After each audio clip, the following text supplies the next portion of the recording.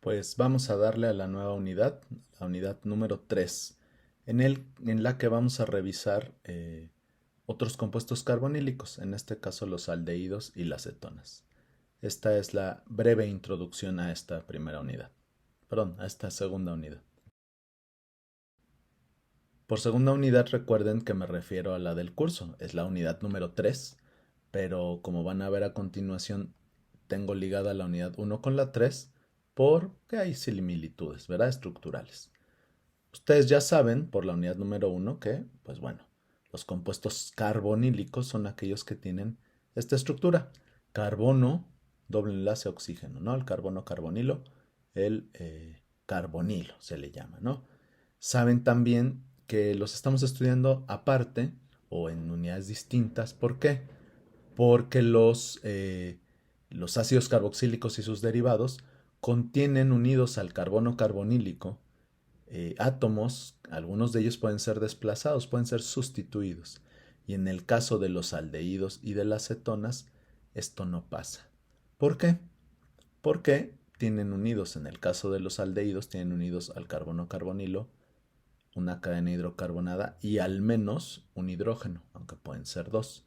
En el caso de las cetonas, por definición, tienen que ser dos cadenas, dos carbonos los que están unidos a ese carbono carbonilo. Y como para este punto ustedes ya están enterados y enteradas muy bien, tanto el hidrógeno como los carbonos son pésimos grupos salientes. Por lo tanto, este tipo de compuestos pues no tienen la misma química, la misma reactividad que los ácidos carboxílicos y sus derivados.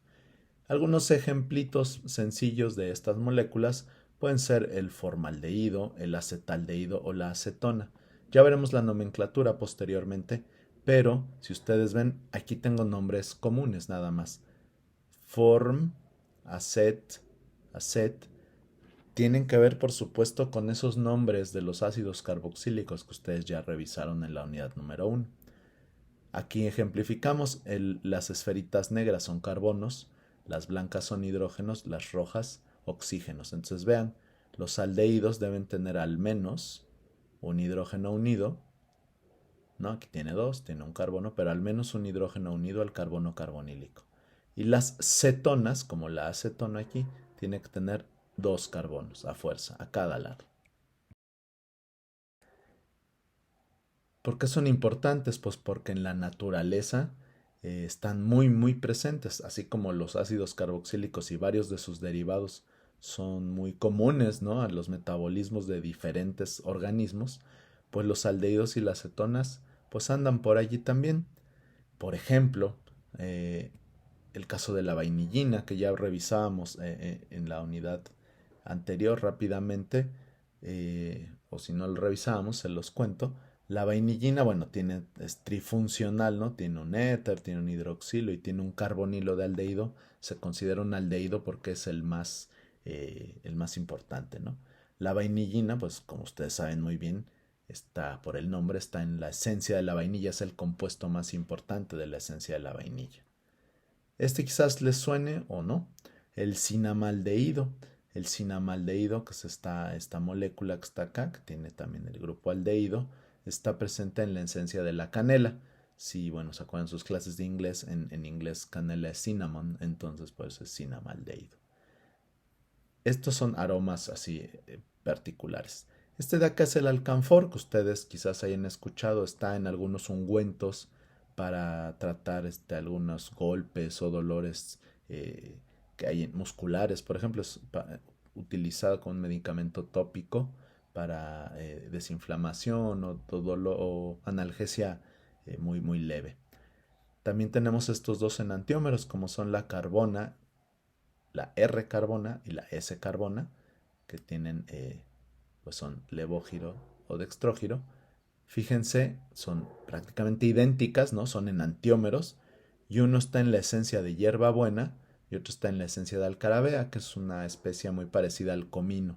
Fíjense, acá teníamos aldehídos, estos tres son cetonas. Y todos estos cinco compuestos son metabolitos secundarios de algunas plantas, ¿sí? Que a ustedes pues ya algunas les serán bastante pues cercanas, ¿no? Que las habrán probado, que quizás les gusten, como a mí la vainilla o el cinamaldehído, por ejemplo. Pero no nada más son olores, aromas lindos o simpáticos o útiles. También tenemos que están presentes en hormonas, por ejemplo, en hormonas sexuales como la progesterona o la testosterona, que son hormonas femeninas y masculinas o hormonas de, pues bueno, de caracteres sexuales definidos. Las dos tienen el grupo ceto, ¿no? El grupo carbonilo dentro de un ciclo, son cetonas. En el caso de la progesterona es una dicetona, en el caso de la testosterona es una hidroxicetona. Y bueno, ustedes saben que bueno, ayudan a hacer una diferenciación física de los rasgos. También está presente, por ejemplo, en algunos problemas que se conocen de salud. Uno de ellos es la cetosis. La cetosis es un problema que suele estar asociado en personas diabéticas. ¿Por qué? El cuerpo en el metabolismo, nuestro metabolismo empieza a generar mucho de este compuesto que se llama acetoacetato. Como ustedes ya se acuerdan de la unidad anterior, es una beta, un derivado beta, ¿no? De los ácidos carboxílicos, beta carbonilo. Este acetoacetato no es degradado correctamente en estos casos y puede sufrir un proceso de descarboxilación en el que este par de electrones entra para acá y este enlace se rompe y se forma un carbanión que se estabiliza por resonancia y luego se protona. Sale CO2, este no es reversible porque el CO2 es gaseoso, ¿no? Se va, no puede haber reversibilidad y se forma acetona, que es una de las formas que cuando una persona es diabética, uno se entera por el aroma, el olor mm, de su boca, ¿no? Huele un poco a acetona.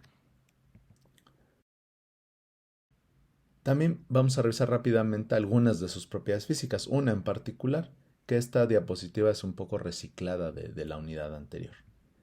Y es para ver la temperatura de ebullición, para recordarla y compararla. Vamos a tomar como referencia compuestos de más o menos tamaño similar. Por ejemplo, este propanol y este isómero del propanol que sería el etilmetiléter. Fíjense, BP es boiling point, que es la temperatura de ebullición. Como el alcohol está casi, el propanol está casi en los 100 grados centígrados, como el agua, y su isómero, el éter, está en 10.8. Si lo comparamos, por ejemplo, con la amida derivada de este, o el ácido carboxílico, bueno, no derivados, perdón, que tienen tres carbonos como la propanamida o el ácido propanoico, fíjense la diferencia tan grande de los puntos de ebullición. Si comparamos, bueno, el alcohol con el éter es muy grande, pero si comparamos la amida o el ácido con el alcohol, pues es todavía mayor la diferencia. ¿A qué se debe eso? Piénsenlo un poco o recuérdenlo. Si nosotros comparamos con el éster, el haluro de acilo, la acetona correspondiente o el aldehído, vemos que tanto el aldehído, la acetona, tienen puntos de ebullición muy parecidos a moléculas más o menos de similar tamaño, como el haluro de acilo o el éster, ¿no? Andan aquí en aproximadamente los 50 grados centígrados, y muy diferente de estos. ¿A qué se debe? Pues sí, a que pueden hacer puentes de hidrógeno, precisamente. El que no puede hacer puentes de hidrógeno tiene el menor punto de ebullición. Los que hacen más puentes de hidrógeno son los más altos. Entonces, entre más fuertes sean las interacciones intermoleculares entre las moléculas en un compuesto, mayor será el punto de ebullición. Como ustedes pueden entonces ya deducir, sí que puede existir un poco de interacción intermolecular en las cetonas y los aldehídos, que pueden llegar a formar algunas interacciones, pues como podemos ver aquí en los valores, relativamente débiles, pero no tan débiles como las de los éteres, pero definitivamente no tan fuertes como las de los alcoholes y ni de broma como aldehídos o amidas. Y con esto terminamos breve, que ya fue no tan breve, introducción a la unidad número 3.